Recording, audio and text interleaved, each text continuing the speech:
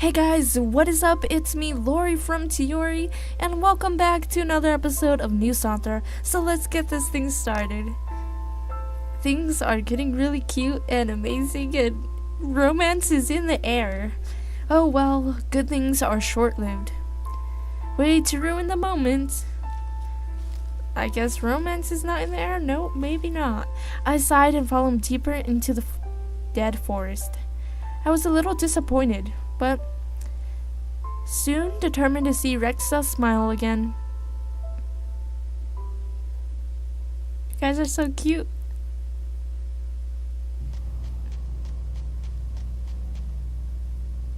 When we arrived at Nusantara village, my attention instantly focused on a small tree right in the center of the village.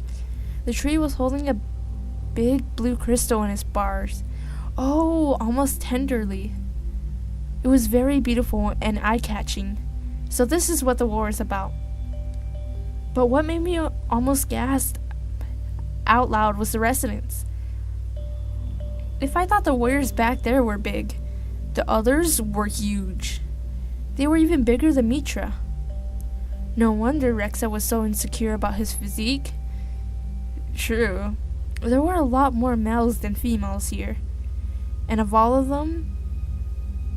them were like muscle builders.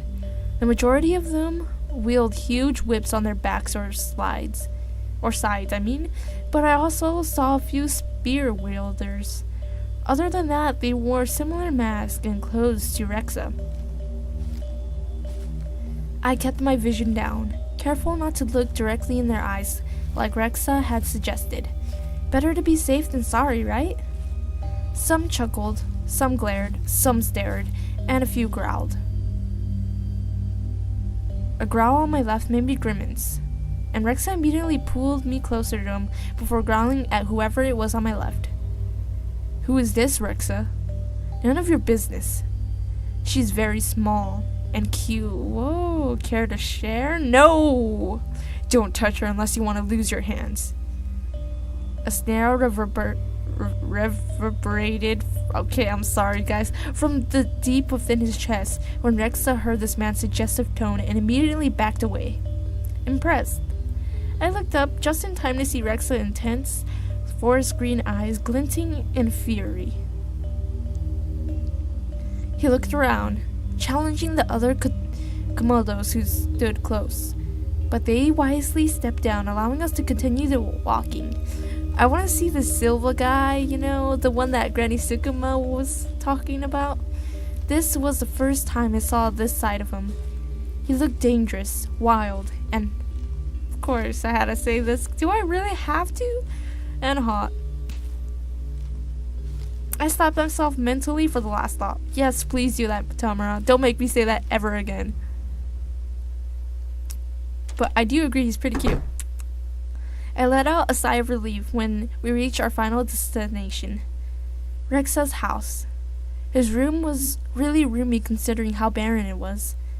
There was only one cupboard, a pile of hay with a blanket and a pillow, and a desk. I was preparing to settle down when there was suddenly a knock on the door. Apparently it was still a little too soon to feel relieved. Rexa growled again, seemingly annoyed. He motioned for me to sit and be silent before opening the door. A man with black hair highlighted with red came into the room. When I saw the collection of ruffled feathers on his waist, I disliked him immediately.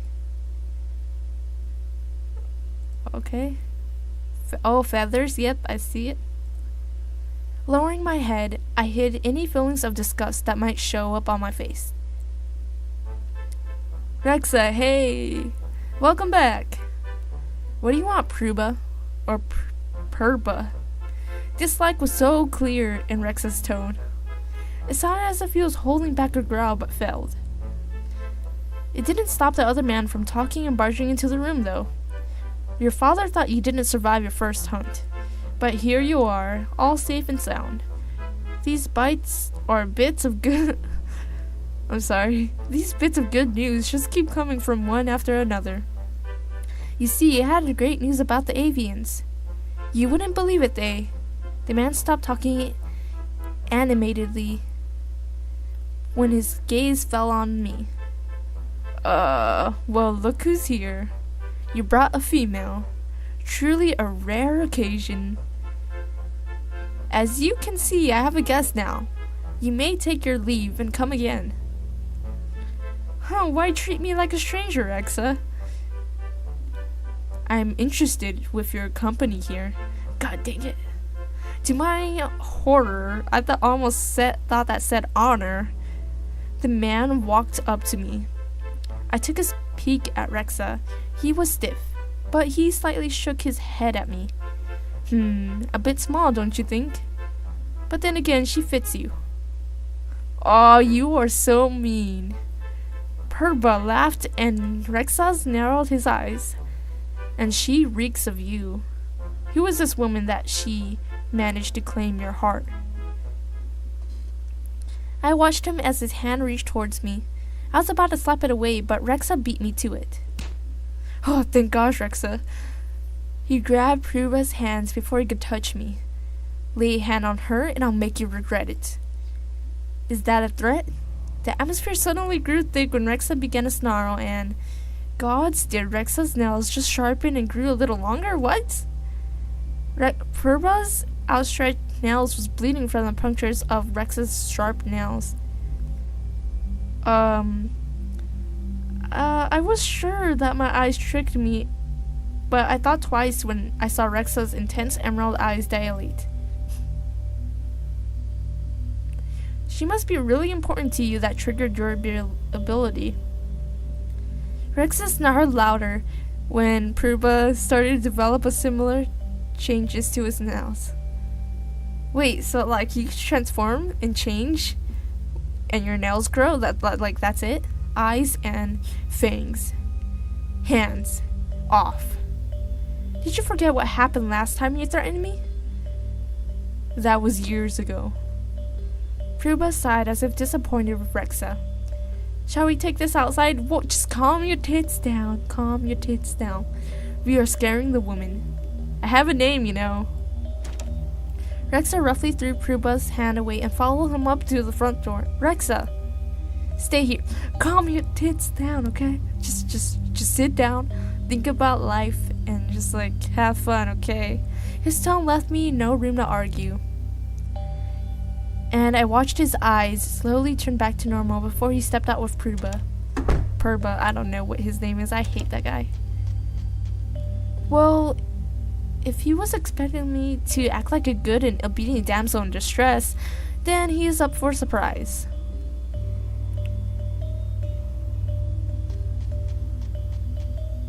Look, Purba is at it again with Rexa. The little prince really doesn't know when to stop. Let's go and take a look. It really wasn't that difficult to find them. There was a crowd of Komodo warriors in the middle of the village, and they formed a circle. Inside were two people, of course, each wielding a big whip. It took much effort just to move around the crowd since the other villagers looked like a wall of muscle. And my small figure helped me slip among them. When I finally found a place with good vision of Rexa and Pruba, I quietly watched while ignoring the crowd's mostly one-sided cheer. You know, this reminds me of the time I gave you those scars on your face. Oh, I've been waiting to repay you for those. You can do it, Rexa. Beat Purba this time. Beat the life out of Rexa, Purba. Yeah, give him the matching scars on his other cheek. God damn. The crowd boomed with glee at the other person's suggestion. Why, I think that is a good idea. It was just barking of a toothless dog. The cow oohed before the warriors began to throw insults at Rexa. They are cows, I guess. Teach that mongrel a lesson, Purba. He is a sham to our clan. A sham. The warriors' excited shouts swallowed any shouts of the protest and the villagers might had. Before long, some commotion happened between the two sides. I was shocked to find the residents of Nadar were divided into two sections. The villagers were supporting Rexa while the warriors were supporting Purba. It was like a power struggle in here, despite how Rexa was supposed to be their prince. Oh yeah, I forgot he was like the chief's little son. Nevertheless, I was horrified when I saw how the small number of villagers were compared to the warriors. Enough. Are we going to do this or not? Rexa yelled, and it successfully turned the crowd's attention back at him. Oh, I'm sorry if I made you wait, Rexa. Pray that this will not be the last time you participate in Cassie's dance. When the first attack was released on Purba, the crowd broke in excited cheers. Rexa parried it with his own whip before leaping back to gain distance, all the while keeping his eyes sharp on Purba. The crowd and I waited while the battered refs as they circled each other with predatory looks in their eyes. Both men were anticipating each other's attacks. And in an instant, they both leaped forward. I knew now why they called it a Cassie dance. Their moves were flowing like a river, beautiful but also deadly. Sometimes, a sickening sound of torn flesh could be heard when the sharp tip of the whip was lashed onto the skin. Don't talk anymore about that. Oh, whoops, I pressed the wrong button. And ripped it apart while the wielder pulled it back. Ow!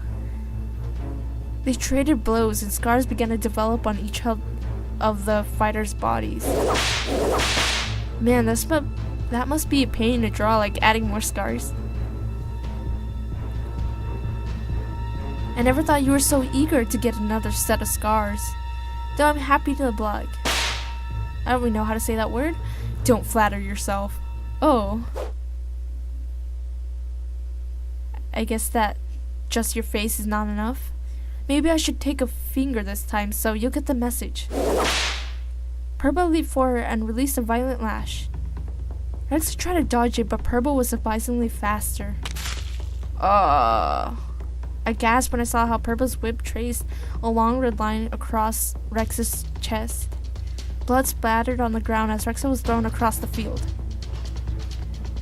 You really are stronger than before. I'm impressed that you can stand after that last attack, but...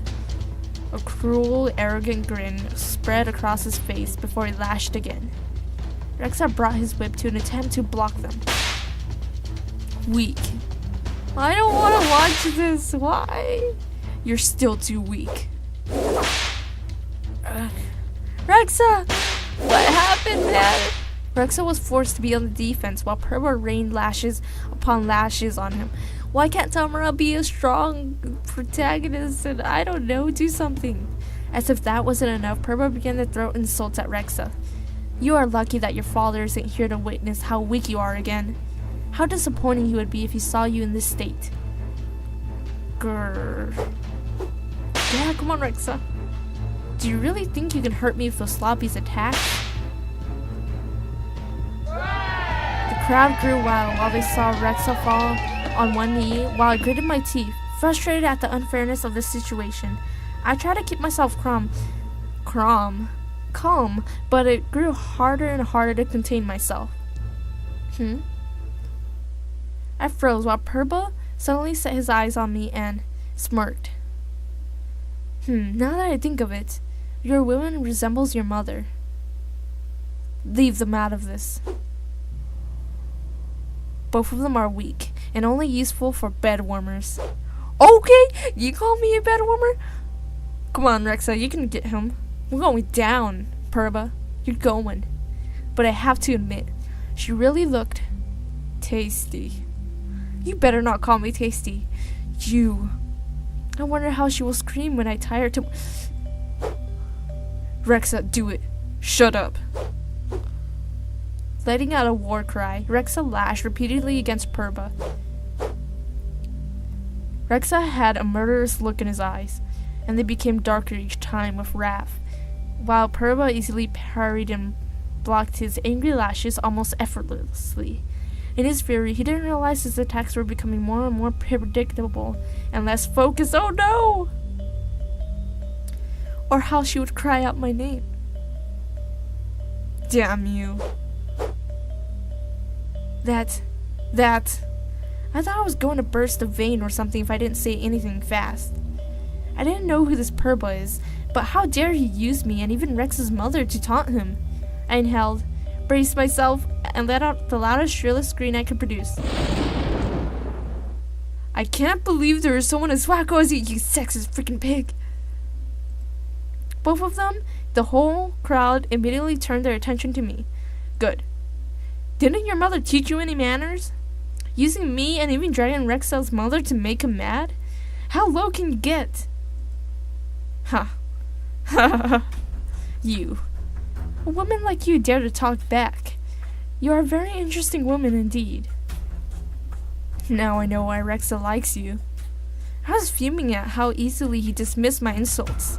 Rexel's way better than you could ever be. Really now.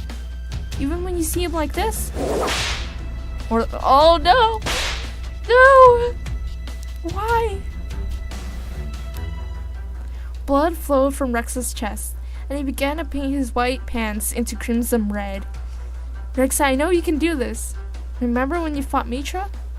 You were faster than this. And time is... it's past 15 minutes like I usually do, so I think I'm gonna leave it here. Cliffhanger, yes! Nah, I'm sorry. Well, thanks so much for watching. Make sure you click that like button, subscribe to my channel, and I hope to see you guys soon. Bye!